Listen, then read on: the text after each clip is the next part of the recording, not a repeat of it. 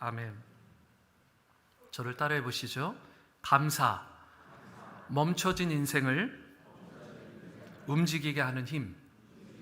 한 번 더 해볼까요? 감사, 멈춰진 인생을 움직이게 하는 힘. 여러분들 가운데 그 책을 읽어보셨는지 모르겠어요. Thank you Power, 감사의 힘이라고 번역된 책이 있습니다. 어느 쪽으로든 여러분들이 한 번쯤은 꼭 읽어보시면 좋겠습니다. 굉장히 유명하고 또 좋은 책인데요.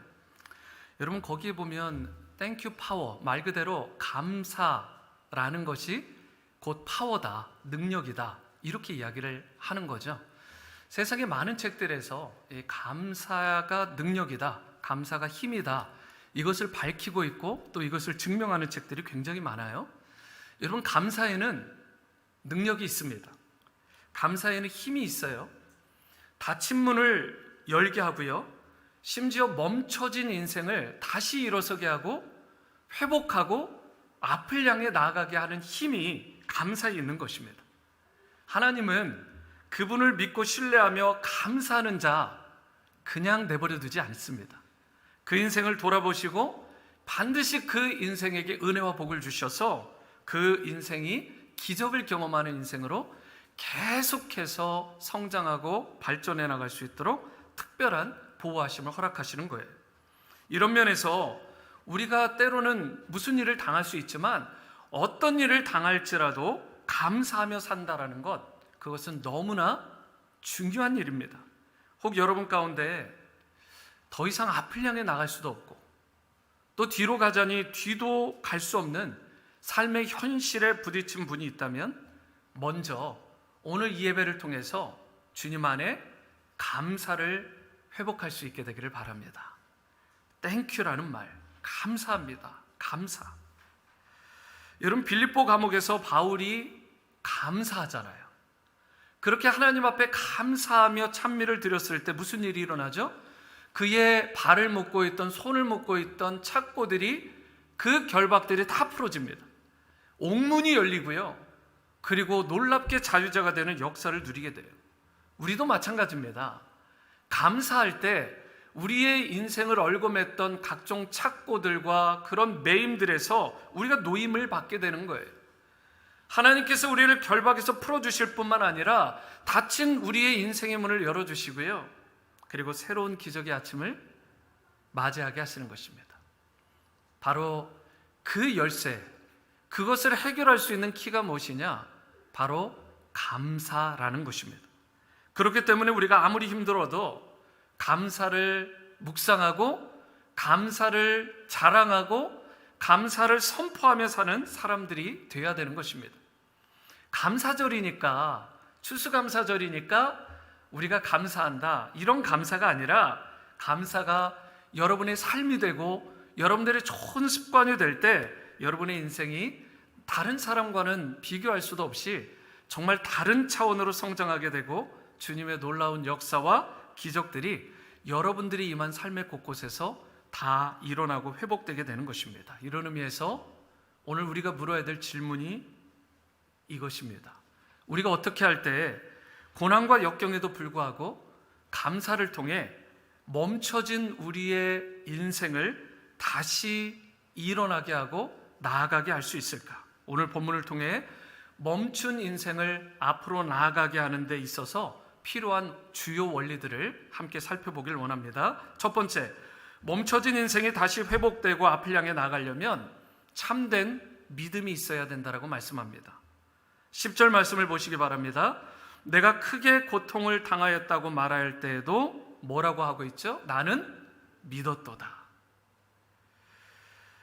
여러분, 여기에서 시편 기자가 고백하는 이 고백, 내가 믿었다, 이 시편 기자의 삶의 정황, 상황이 어떨까요? 여러분, 그렇게 좋은 상황이 아닙니다. 심지어 자기 인생을 돌아봤을 때 그 모든 삶의 그런 현장들이 산산조각 난 것처럼, 다 부셔진 것처럼, 그렇게 어려움 가운데, 큰 고난과 고통 가운데 있는 것이 오늘 시편 기자의 상황이에요. 그런데 그런 고통에도 고난에도 불구하고 계속해서 시편 기자, 이 사람이 무엇이라고 얘기하냐면 나는 하나님을 믿었습니다. 나는 하나님을 신뢰했습니다. 이렇게 고백하는 거예요. 여러분, 이런 믿음이 참된 믿음이죠. 우리가 잘 되고 편안할 때 믿는 것은 아무나 다 할 수 있는 거예요. 그런데 고난이 찾아왔고 자기를 크러쉬하는 듯한, 진 이기는 듯한 그런 엄청난 고난 가운데에서 있는데도 불구하고 도대체 소망의 빛이라고는 하나도 보이지 않는 그런 상황인데도 불구하고 여전히 하나님을 향한 믿음을 보이고 하나님을 의지하며 신뢰하며 살아가는 인생, 여러분, 그 사람의 믿음이 바로 멈춰진 인생을 움직이게 하는 진짜 믿음이라는 것입니다. 사실 오늘 본문을 기록한 시편 기자가 누구냐? 아는 사람이 정확하게 없어요. 여러분, 많은 사람들이 시편 기자는 다 밝혀졌어요, 150편에. 그런데 오늘 이 시편 116편에 이 저자가 누구인지 제대로 밝혀지진 않았는데, 유대인들의 전승에 따르면 이 저자가 히스기야 왕일 것이다 라고 이야기를 합니다. 히스기야 왕. 그 근거가 이사야서 37장과 38장의 내용 때문인데요, 거기에서 보면 히스기야가 겪었던 개인적인 위기와 함께 국가적인 위기가 나와요. 히스기야가 겪었던 두 가지 위기, 개인적인 위기와 국가적인 위기가 있는데, 먼저 국가적인 위기가 어떤 위기였나요? 그 당시 고대 근동의 최고 가는 나라가 아수르였는데, 이 아수르의 18만 5천 명의 대군, 지금 남한, 우리 조국 대한민국의 군대의 숫자가 정규군이 60만 명입니다.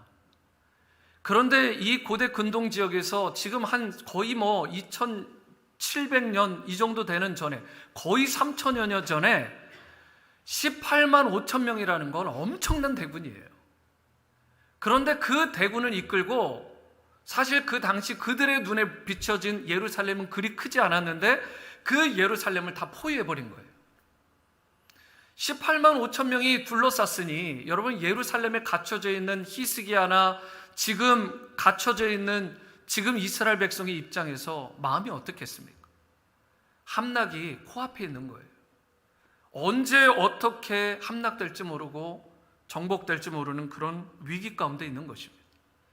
그런 절체절명의 위기 가운데 히스기야가 무엇을 선포하느냐? 나라에 중대 재난을 선포하고 자기가 먼저 옷을 찢고 베옷으로 갈아입고 여호와의 성전으로 가요. 뭔가 다르지 않나요? 저는 우리나라에도 좀 그런 대통령들이 좀 나왔으면 좋겠는데, 우리가 몸담고 있는 미국도 마찬가지고요.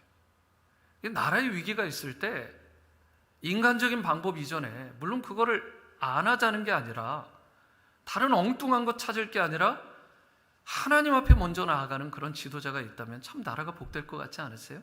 실제로 히스기야가 그 나라의 절체절명의 위기, 심지어 임신한 이 임산부가 해산할 힘조차 낼 수 없었던 그 위기의 현장 가운데 자기의 모든 것을 다 내려놓고 오직 주님만 바라보며 하나님 앞에 나가요. 무엇을 가지고 나갔을까요? 하나님께서 우리를 구원하실 것이다. 내가 하나님 앞에 기도하면 우리를 프로텍트, 보호하시고 지켜주실 것이다. 이 위기의 순간 가운데 하나님께서 반드시 우리의 믿음을 보시고 우리를 어여삐 여겨주셔서 건져내어 주실 것이다. 여러분, 그러면서 이사야 선지자에게 히스기야가 동시에 기도를 요청하고 전 나라적인 기도의 그런 자리가 시작됩니다. 그리고 나서 그 기도의 부르짖음을 하나님께서 어떻게 하셨을까요? 외면치 않으세요. 기적이 일어나요.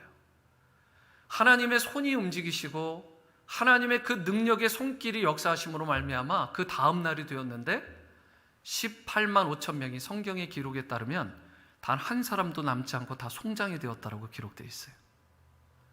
실제로 역사적으로 아수르의 군대가 18만 5천 명이 다 죽으면서 그 뒤로 이 나라의 국군이 어디로 넘어가느냐? 결국 고대 근동의 권력은 바벨론으로 넘어가게 돼요. 엄청난 역사의 현장 가운데 하나님의 손이 한 번만 치시면 18만 5천이든 185만이든 상관이 없는 거예요. 하나님께서 한순간에 다 쓸어버리시는 것입니다. 악의 기운들, 그의 기도를 들으시고 신음을 들으시고 나라 전체, 특별히 히스기야의 그 부르짖음에 응답하셔서 하나님께서 놀라운 역사를 일으키시는 거예요. 뿐만 아닙니다. 개인적인 위기가 있었잖아요. 히스기야가 잘 아시는 것처럼 중병에 걸렸어요. 그래서 많은 분들이 이 중병이 무엇이냐, 이것은 악성 종양이었을 것이다, 이렇게 이야기를 해요. 악성 종양에 걸렸는데, 여러분 요즘도 힘들지만 그 당시에는 뭐 걸리면 1, 2년 넘기기 어렵죠. 그런데 그 마음으로 가슴을 찢으며 하나님 앞에 간절히 기도하며 믿음의 기도를 드렸을 때, 참된 믿음으로 나갔을 때 하나님께서 그를 불쌍히 여기시고 그의 생명을 15년이나 더 연장을 시켜주십니다. 한두 해도 넘기기 힘들었던 인생. 그리고 히스기야가 하나님 앞에 전심으로 감사를 해요. 여러분, 이것이 바로 참된 믿음의 역사입니다. 참된 믿음을 가진 자에게, 믿음을 잃지 않고 끝까지 하나님을 신뢰하는 자에게 하나님이 오늘날에도 동일한 역사를 일으키시는 거예요. 여러분, 이사야서 38장 17절에 히스기야가 병 낫기를 구할 때의 기도 내용이 나와 있는데, 저와 여러분들이 좀 잘 묵상할 필요가 있습니다. 그가 어떤 믿음, 어떤 자세를 가지고 기도했는지 한번 보세요. 보옵소서, 내게 큰 고통을 더하신 것은 내게 무엇을 주려고요? 평안을 주려 하심이라. 놀랍지 않습니까? 내가 지금 병으로 고통받고 국가적인 위기와 이 환난을 당하게 하신 것은 하나님께서 평안을 감추어 놓으시고 평안을 다 예비해 놓으시고 두신 것이다. 결국 이게 무슨 말이에요? 이 문제 다 해결되고 결국은 승리하게 하실 거다, 평강 가운데 임하게 하실 거라는 믿음으로 기도한 거잖아요. 그러면서 히스기야의 기도가 더해집니다. 주께서 내 영혼을 사랑하사 멸망의 구덩이에서 건지셨고 내 모든 죄를 주의 등 뒤에 던져버리셨습니다. 대단한 믿음이죠. 지금 한 치 앞도 모르는 절체절명의 위기 가운데 이런 기도를 하는 거예요. 그러면서 이어지는 20절도 위대한 기도예요. 여호와께서 나를 구원하시리니 우리가 종신토록 여호와의 전에서 수금으로 나의 노래를 노래할 것이다. 많은 사람들이 그러잖아요. 목사님 또는 성도님, 제가 기도할 힘조차 없습니다. 제가 찬송할 힘이 없어요. 몰라서 하시는 얘기인데요, 이런 상황에서 무슨 찬송이 나오냐고, 기도가 터져 나오냐고, 내가 무슨 예배 현장으로 나오겠냐고. 여기에 보면 히스기야의 믿음은 그 정도 수준이 아니었던 것 같아요. 정말 진짜 믿음이죠. 그가 여러분 비록 중병에 걸렸지만 하나님의 선하신 손길을 믿었어요. 그리고 그는 하나님의 능력을 믿었어요. 세상의 의원들은 안 된다라고 할지 모르지만 하나님이 된다 하시면, 하나님의 능력을 바라시면 마땅히 내 중병은 치유된다. 그러면서 주께서 자신의 영혼을 사랑하사 멸망의 구덩이에서 건지실 것과 모든 죄에서 자신을 구원하실 것, 이것을 믿는 믿음을 고백하고 있잖아요. 세 번째로 합력하여 선을 이루어 주실 것이다. 모든 것에 있어서 곧 최상의 결과를 주실 것이라는 믿음이 있었어요. 여러분, 이런 기도를 하나님이 기뻐하시지 않겠습니까? 믿음 없이 나가는 형식적인 기도가 아니라 진짜 그 마음의 순전함을 가지고 하나님의 선하심, 하나님의 능력, 또한 모든 것이 합력하여 최상의 결과를 내어주실 그 하나님을 기쁨으로, 믿음으로, 신뢰함으로 드리는 그 기도를 하나님께서 기뻐하시지 않겠냐는 것입니다. 실제로 하나님이 들어주셨잖아요. 그 위대한 기도를, 믿음의 기도를. 여러분, 이처럼 지금 우리 눈앞에 현실 가운데 드러나 있는 그 문제, 그 현실이 중요한 게 아닙니다. 현실 너머에서 일하시는 하나님을 바라보고 하나님을 믿고 끝까지 신뢰하는 것이 중요한 거예요. 어차피 어떤 인생이든 현실만 바라보면 낙심하고 절망할 수밖에 없습니다. 하나님을 믿으며 바라봐야 돼요. 그분을 끝까지 신뢰함으로 그 능력과 선하심을 의지함으로 나가게 되면 어떤 상황에서도 터져나오는 게 뭐냐? 그때 터져나오는 입술의 고백이 감사, 땡큐라는 단어예요. 저와 여러분들이 참된 믿음을 가질 때 감사가 터져나오는 것이고, 그 감사가 터져나올 때에 심지어 절망 가운데 주저앉았던 그 무너진 삶의 자리에서 다시 툴툴 털고 성령의 도우심 가운데 다시 일어나 비상하고 앞을 향해 나가는 여러분과 저의 인생이 되게 될 줄 믿습니다. 이러한 참된 믿음을 소유한 감사의 성도들 다 될 수 있게 되길 주님의 이름으로 축원합니다. 두 번째는 멈춰진 인생이 다시 나가려면 어떻게 해야 될까요? 받은 은혜에 감사해야 된다는 것입니다. 내가 이미 받은 수없이 많은 은혜들, 내가 감사로 알고 감사할 수 있어야 돼요. 17절 말씀입니다. 내가 주께 감사제를 드리고 여호와의 이름을 부르리이다. 여기서 감사제가 뭐죠? 감사의 제사, 곧 예배를 말하는 거죠. 오늘 우리가 드리는 추수 감사 주일 예배처럼 내가 감사의 예배를 드리겠다는 거예요. 그리고 어떤 상황에도 불구하고 내가 감사의 제물과 함께 하나님을 예배하는 일을 쉬지 않겠다는 것입니다. 그러면서 시편 116편 5절을 보세요. 여호와는 은혜로우시며 의로우시며 우리 하나님은 긍휼이 많으시도다. 여러분, 이 믿음이 있었기 때문에, 이 신뢰함이 있었기 때문에 어떤 상황에도 불구하고 감사의 예배를 드릴 수 있었던 것입니다. 여러분, 은혜로우시고 의로우시며 긍휼이 많으신 하나님, 그 하나님을 내가 진짜 믿고 그분을 경험할 때 우리가 감사제를 드릴 수 있게 되는 거예요. 감사는 은혜에 대한 반응이에요. 하나님의 은혜를 받은 것에 대해서 내가 마땅히 인지하고 그걸 깨닫게 될 때, 그때 자연스럽게 나오는 게 땡큐, 감사라고요. 그렇기 때문에 감사가 회복될 수 있는 인생은 바로 은혜를 은혜로 아는 사람이 감사를 회복할 수 있는 것입니다. 시편 116편 6절에서 8절을 보시면 은혜의 구체적인 내용들, 하나님께서 자신에게 베풀어 주신 그 은혜의 구체적인 내용들이 이렇게 나옵니다. 여호와께서는 순진한 자를 어떻게 해요? 지키시나니 내가 어려울 때에 나를 구원하셨도다. 내 영혼아 내 평안함으로 돌아갈지어다. 여호와께서 너를 후대하심이니라. 그리고 주께서 내 영혼을 사망에서 내 눈을 눈물에서 내 발을 넘어짐에서 어떻게 해요? 건지셨나이다. 여기에 네 가지 동사는 밑줄을 치셔야 돼요. 너무 중요한 동사들이에요. 하나님이 자신에게 베풀어 주신 이 고난과 환난 가운데 이 시편 기자가 다시 일어서서 앞을 향해 전진해 나갈 수 있었던 이유는 6절에서 8절을 자세히 보시면 첫 번째는 지키신다, 두 번째는 구원하신다, 세 번째는 후대하신다. 즉 후대하신다라는 건 너그럽게 대해주신다라는 거예요. 관용을 베풀어 주신다라는 뜻이고 은혜를 베풀어 주신다는 뜻이죠. 그리고 네 번째가 늪과 같은 사망의 음침한 골짜기와 같은 곳에서 나를 건져내 주신다라는 뜻입니다. 늪에 빠지면 자력으로 나올 수가 없잖아요.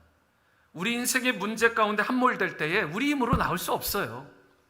누군가가 건져줘야 되는데 그분이 바로 전능하신 하나님이시라는 것입니다. 여러분, 이 단어들, 이 네 가지, 지키시고 구원하시고 후대하시고 건져주시는 그 하나님, 이 하나님을 시편 기자가 삶의 현장에서 실제로 경험한 것인데, 이런 놀라운 엄청난 은혜를 직접 온몸으로 체험하고 체득했기 때문에 나오는 고백이 뭐냐? 그게 바로 12절 말씀입니다. 다 함께 읽어볼까요? 12절 시작. 내게 주신 모든 은혜를 내가 여호와께 무엇으로 보답할까? 여러분, 이 구절이 그냥 나온 게 아니에요. 은혜를 받은 것을 은혜로 알게 되는 순간 감사가 터지고 회복되면서 그때 내가 이렇게 받은 수많은 은혜들, 이 감사의 내용들을 어떻게 도대체 하나님께 갚을 수 있을까? 여러분, 이 고백이 터져 나오는 것이 진짜 감사한 거예요. 내가 다 갚을 수 없는 은혜, 내가 다 어찌할 수 없는 그 놀라운, 이해할 수도 없는 그 은혜를 내가 받았다라는 이 선언, 이 고백이 터져나올 때 입술을 통해서, 삶을 통해 터져나오는 게 바로 감사라는 것입니다. 여러분이 잘 아시는 헬렌 켈러가 있어요. 이 사람이 생후 19개월, 그러니까 태어난 지 1년 6개월밖에 안 되었을 때, 그러니까 태어날 때부터 그런 게 아닙니다. 열병이 시달리고 각종 질병에 시달리면서 두 가지 큰 질병에 평생토록 시달리죠. 시각장애, 거기다가 청각장애까지 옵니다. 둘 중에 하나만 와도 끔찍한 거 아니에요? 근데 시각장애가 있는데 청각장애까지 있어요. 말을 당연히 또 못하죠. 모든 것을 수화로 풀어야 되는데 점자책이 뭐 오늘날처럼 잘 된 것도 아니고, 수화체계가 오늘날처럼 잘 된 것도 아니고, 뭘 배우려면 봐야 배울 거 아니에요. 심지어 듣기라도 해야 배울 거 아닙니까? 그런데 귀도 막혔죠. 눈도 멀었죠. 여러분, 이 인생만큼 끔찍한 인생, 괴로운 인생이 있겠어요? 저희 둘째가 그러더라고요. 헬렌 켈러가 앞도 못 보고 귀도 안 들리는데 어떻게 그렇게 위대한 사람이 됐냐는 거예요. 너무 놀랍다는 거예요. 제가 그랬어요. 나도 놀랍다. 나도 모르겠다. 이건 정말 이해가 안 되는, 정말 대단한 인물이죠. 그런데 우리 인생 가운데 소위 베스트셀러 하나 내는 게 어렵잖아요. 그런데 20세기 다이제스트에서 최고 가는 수필로 뽑힌 수필이 있는데 그게 바로 헬렌 켈러가 지은 수필이라는 사실을 알고 계십니까? 그의 에세이가 20세기 최고의 수필이에요. 그의 삶, 그의 신앙을 고백한 수필집이었는데 제목이 Three Days to See, 사흘, 곧 3일만 볼 수 있다면, 이런 제목이에요. 단 3일만 볼 수 있다면. 너무 간절함이 느껴지지 않아요? 여러분, 거기에 이런 내용이 있어요. 내가 사흘만 볼 수 있다면, 첫째 날 설리번 선생님, 그를 정말 사랑으로, 그 헬렌 켈러라는 인물을 만드는 그 선생님이잖아요. 위대한 설리번 선생님을 찾아가 이제껏 손끝으로만 만지던 선생님의 얼굴을 몇 시간이고 물끄러미 바라보겠다.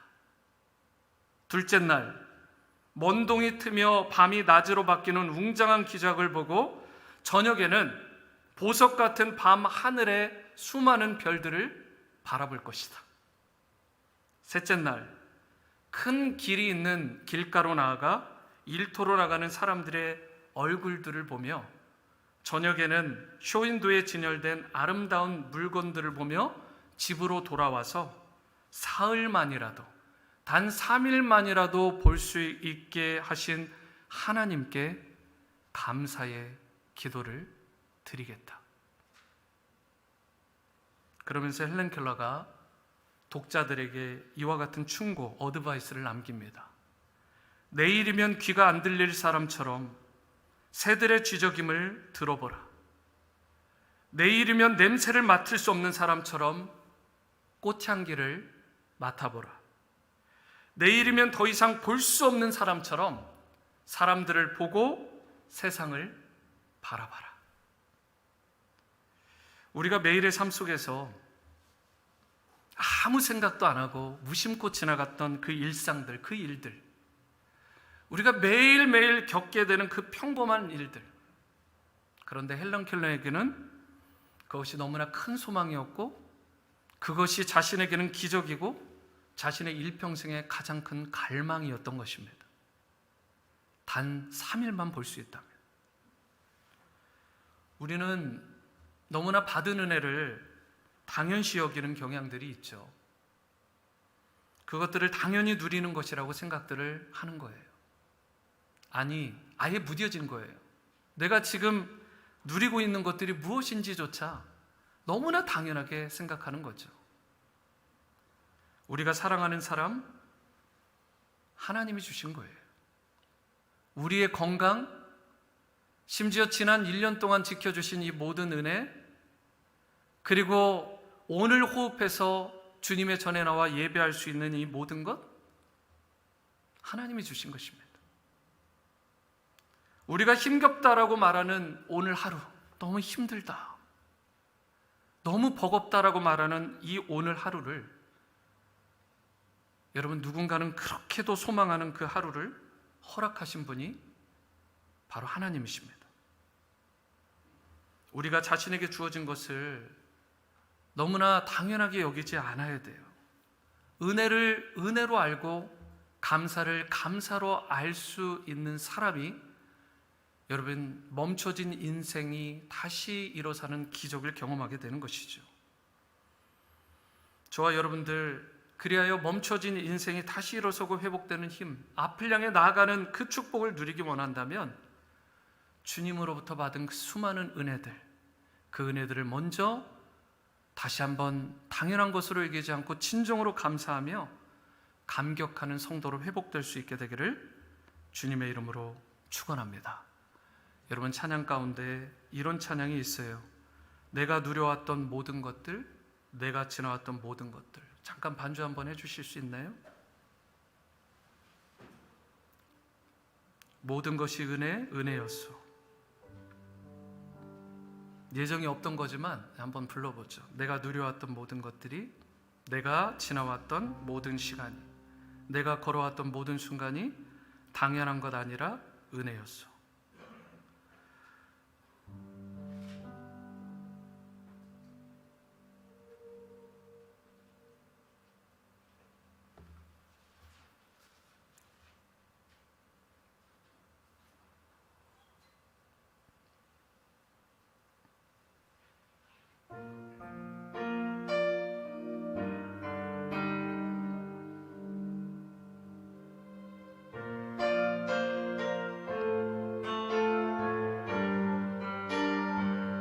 우리 잠깐 앞쪽만 불러볼게요. 내가 누려왔던 모든 것들이, 내가 누려왔던 모든 것들이, 내가 지나왔던 모든 시간이, 내가 지나왔던 모든 시간이, 내가 걸어왔던 모든 순간이, 내가 걸어왔던 모든 순간이 당연한 것 아니라 은혜였어.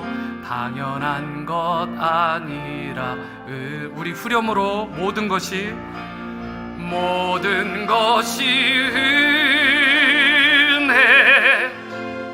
은혜, 은혜, 한없는 은혜, 내 삶에 당연한 것 하나도 없었던 것을, 모든 것이 은혜, 은혜였소. 모든 것이 은혜, 모든 것이 은혜, 은혜였소. 여러분과 저의 진정한 고백이 이 고백이 될 수 있게 되기를 바랍니다. 내 삶에 당연한 것 하나도 없었다. 모든 것이 주님으로부터 주어졌다는 은혜의 고백. 우리가 세 번째로 나누길 원하는 것, 멈춰진 인생이 다시 나아가려면 감사에 합당한 희생이 있어야 합니다. 감사에 합당한 희생이 있어야 된다. 13절과 14절 같이 한번 읽어봅니다. 시작. 내가 구원의 잔을 들고 여호와의 이름을 부르며 여호와의 모든 백성 앞에서 나는 나의 서원을 여호와께 갚으리로다. 시편 기자가 여기에서 구원의 잔을 들고 여호와의 이름을 부를 것이다 라고 말을 합니다. 구원의 잔을 들고 여호와의 이름을 송축하겠다, 내가 부르짖겠다, 이게 무슨 말이에요? 찬양하겠다라는 뜻이에요. 여러분, 여기서 구원의 잔이라는 단어가 나오는데 우리의 삶을 잔에 비유하잖아요. 우리의 삶의 잔에 무엇을 담느냐가 너무나 중요해요.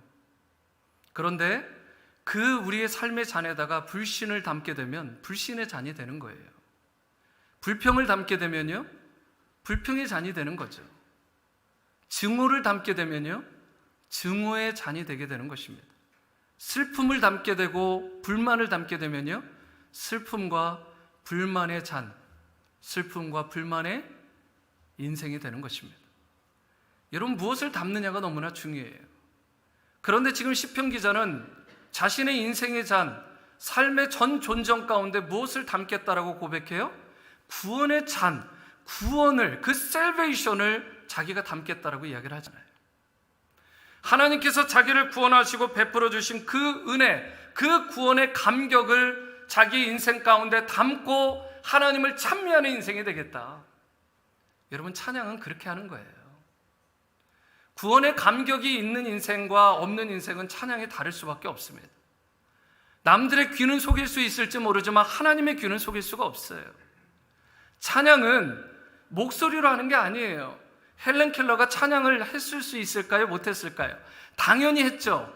왜 그러냐면 목소리는 내지 못했지만, 음성은 내지 못했지만 수화를 통해 하나님을 찬양하고 그의 마음과 그의 영을 통해서 하나님을 찬양하는 거예요. 찬양은 우리의 영으로 하는 것이고 우리의 마음으로 하는 것입니다. 그런데 그 영과 그 마음 가운데 구원의 감격이 없는 상태에서 찬양하는 찬양은 진정한 찬양이 될 수 없는 거예요. 하나님께서 여러분과 저를 지난 1년 동안 구원하시고 여기까지 지켜주신 줄 믿으시기 바랍니다. 하나님께서 구원하신 그 은혜의 감격이 있는 사람이 그 구원의 잔을 높이 들고 하나님을 찬양할 수 있게 되고 그 찬양을 하나님께서 너무나 기뻐하시는 거예요. 오늘 52주의 주일 예배 가운데 오늘이 왜 특별합니까? 지난 1년 동안 매 주마다 감사한 마음으로 드리는 감사의 예배가 돼야 되겠지만 특별히 오늘 예배가 더 중요하고 더 소중한 건 지난 1년의 그 모든 은혜들을 다시 한번 생각하고 다시 한번 감사하며 하나님 앞에 전 존재, 우리의 모든 전심을 다해서 하나님을 예배하는 이 찬양과 예배를 하나님께서 기뻐 흠양하시는 거예요. 저는 우리 온누리 침례교회가 형식적인 찬양, 목소리로만 하는 찬양, 그래서 틀에 박힌 그런 예배자들로 나가지 않게 되기를 축원합니다. 하나님의 마음을 울리고 그분의 귓전을 제대로 움직이며 하나님을 감동시키고 주님의 기쁨이 되는 그 찬양을 통해서 그 예배를 통해 하나님 앞에 최고의 영광을 올려드리는 감사의 찬미자들이 될 수 있게 되기를 축원합니다. 14절 말씀을 보세요. 여호와의 모든 백성 앞에서 나는 나의 서원을 여호와께 갚을 것입니다. 여기에 서원은 맹세인데 여러분, 약속을 지키겠다라는 거잖아요. 약속을 지키겠다. 우리가 예수님 믿고 나서 처음 고백할 때 뭐라고 하죠? 이제는 일평생 주님만을 위해 살겠습니다. 우리가 침례나 세례를 받을 때 고백하잖아요. 이제 남은 인생 주님의 것입니다. 무언가 일이 잘 되도록 기도한 다음에 그것이 응답되면 하나님, 제 모든 것이 다 주님의 것임을 고백하고 주님이 이끄시는 대로 가라면 가고 서라면 서는 성령의 사람으로 온전히 하나님의 사람으로 쓰임받겠습니다. 수도 없이 헌신했잖아요. 수도 없이 서약하고 약속했잖아요. 그런데 중요한 건 무엇입니까? 약속은 지키라고 있는 거잖아요. 여러분, 심지어 우리가 무슨 고백까지 했어요? 찬양을 수도 없이 부르면서 아골골짝 빈들에도 복음 들고 가겠습니다. 여러분, 정말 그렇게 아골골짝 빈들에도 우리가 복음 들고 가는 인생으로 살아가고 있습니까? 성경에서는 진짜 감사는 하나님을 향한 희생이 없이는 진짜 감사가 될 수 없다라고 이야기를 해요. 말로만 하는 감사는 감사가 아닌 것입니다. 엄밀한 의미에서. 물론 입술로 형식적으로 습관적으로 땡큐 땡큐 하는 것도 중요하지만 중요한 것은 희생이 없이는, 세크리파이스가 없이는 하나님을 기쁘시게 하는 감사가 될 수가 없는 것입니다. 오늘 시편 기자가 뭐라고 해요? 입술로만 감사를 표현하겠다라고 하지 않아요. 내가 약속한 것, 내가 서원한 것 반드시 하나님께 갚겠습니다. 우리가 어떻게 갚을 수 있어요? 주님의 몸된 교회를 위해, 하나님 나라를 위해 내 삶을, 내 몸을, 내 시간을, 내 물질을, 내 젊음을, 내 호흡을 주님 앞에 드려야 되는 거 아니겠어요? 수도 없이 서원했지만 내가 하나님 앞에 드리는 것은 지극히 미진하다면 우리의 감사가 제대로 된 감사인지 우리를 돌아봐야 되는 것입니다. 하나님 앞에 섰을 때 부끄러움이 없는 감사자로 우리는 서야 되는 거예요. R.A. 토레이 목사님이라는 유명한 분이 계시죠? 이분이 바이올라의 총장으로 계실 때 LA에 있죠. 그런데 그곳에서 한 교회에 이제 말씀을 전하실 때 한 분, 에드워드 스펜서라는 분에 대한 예화, 실화인데 이것을 설교 말씀 중에 예화로 사용하셨어요. 그 내용이 어떤 내용이냐면, 여러분과 제가 잘 알고 있어요. 노스웨스턴 유니버시티. 여기 뭐 가깝잖아요, 일리노이주에. 그런데 그곳에 있던 대학이 1861년인가에 세워졌죠. 1861년에 세워졌는데 에드워드 스펜서는 1869년, 그러니까 그로부터 한 7, 8년 후에 학생이었어요. 근데 그 학교를 대표하는 수영 선수이기도 했습니다. 공부도 잘했고. 근데 어떤 일이 일어났냐면, 이 미시건 레이크가 엄청나게 크잖아요. 사실은 바다 사이즈입니다. 웬만한 바다 사이즈. 그런데 거기서 들어오던 배가, 이 시카고 쪽으로 들어오던 배가 그만 거의 못 미쳐서 한 1km 정도 채 못 와서 거기서 침몰해 버려요. 침몰하는데 그 배에 300명이 타고 있었어요. 300명이나 되는 사람들이 그 배가 침몰한다는 소식을 듣고는 스펜서가 그 근교에 있으니까, 미시건 레이크 근교에 있으니까 학교에서 자동적으로 반사적으로 뛰쳐나간 거예요. 구해야 되니까. 자기에게 가지고 있는 게 그래도 수영 스킬이니까. 근데 여러분 생각해 보세요.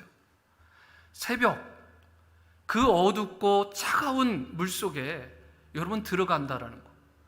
그것도 이 사람이 무려 이 한 웨이가 800m인데 왕복 이 800m를 몇 번을 했느냐?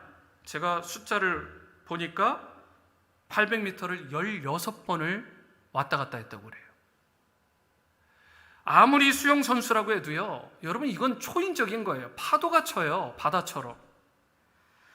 그런데 그곳에 들어가 가지고 800m나 되는 무려 그 먼 거리를 16번을 왕복해서 17명을 구해내요. 정말 놀라운 일 아닙니까? 그런데 안타까운 건 이 스펜서가 완전히 그냥 진이 다 빠져버린 거죠.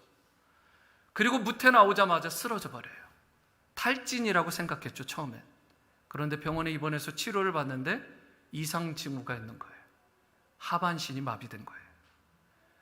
그 일 때문에 자신은 좋은 일을 하겠다라고 했는데 하반신이 마비되고 휠체어를 타는 신세가 됐습니다. 너무 유명한 사건이고 유명한 분이어서 위키피디아 같은 데 다 나와요. 그런데 이 분이 놀랍게도 R.A. 토레이 목사님이 있었던 집회에 그날 참석한 거예요. 전혀 얘기도 되지 않았는데. 그 예화를 들었을 때 그게 본인이라고 이야기를 하자 R.A. 토레이 목사님 너무 깜짝 놀라는 거죠. 그리고 나서 R.A. 토레이 목사님이 평소에 궁금했던 게 있어요. 그게 무엇이냐면, 이 스펜서에게 이렇게 묻습니다. 오랜 세월이 지났지만 당신이 그날 밤을 생각할 때마다 가장 기억에 남는 것이 무엇입니까? 그러자 스펜서가 방금 전까지 웃고 있다가 얼굴이 심각해지는 거예요. 쓸쓸한 표정을 지으면서 이렇게 대답을 했습니다. No one said thank you. 17명의 사람들 중에 단 한 사람도 자기에게 땡큐, 감사하다는 말을 하지 않았다라는 것. 여러분 굉장히 울림이 있는 메시지 아닙니까? 자신의 몸을 버려서 심지어 불구자가 되면서까지 17명을 구해냈는데 그 중에 단 한 사람도 감사하다라는 말을 하지 않았어요. 근데 저는 이게 인간인 것 같아요. 이게 우리의 모습이 아닐까. 사실 우리가 충격적인 건 뭐냐면 이 동일한 현상이 우리 가운데 있다는 거예요. 우리도 피할 수 없다는 사실이에요. 예수님은 스펜서 못지않게 자신의 삶을 우리를 위해 바치셨잖아요. 자신의 영광을 다 버리시고 권리를 다 내려놓으시고 온몸에 채찍을 맞으시고 살점이 뜯겨져 나가시고 심장이 파열되고 온몸에 피 한 방울 물 한 방울까지 다 쏟아내시며 여러분과 저 나를 위해 생명을 주셨는데, 전부를 주셨는데, 과연 우리는 그 주님 앞에 합당한 진정한 감사를 올려드리고 있는가? 내 너를 위하여 몸버려 피 흘려 주었건만 너 날 위해 무엇을 하느냐? 내 너를 위하여 몸버려 피 흘려 주었건만 넌 날 위해 무엇을 주느냐? 물으시는 주님께 우리는 무엇을 드리며 어떠한 희생을 아끼지 않으며 살아가야 될지, 이제 여러분과 제가 추수감사절을 맞아 흥청망청 성탄절도 그렇고 그렇게 보내는 인생이 아니라 먼저 무엇보다 참된 감사, 그리고 말로만 하는 감사가 아니라 주님 앞에 자신을 내어주는 기쁨으로 그 주신 것에 대해서 그 약속과 서원을 내가 마땅히 지키는 그런 인생들이 될 수 있게 되기를 바랍니다. 그러할 때 멈춰진 인생, 깨어진 것 같은 우리의 인생이 다시 회복되고 새 힘을 얻게 되고 그 인생이 바로 앞을 향해 나갈 수 있게 되는 것입니다. 주님은 감사하는 인생을 반드시 건져주시고 보호하시고 기적을 베풀어 주세요.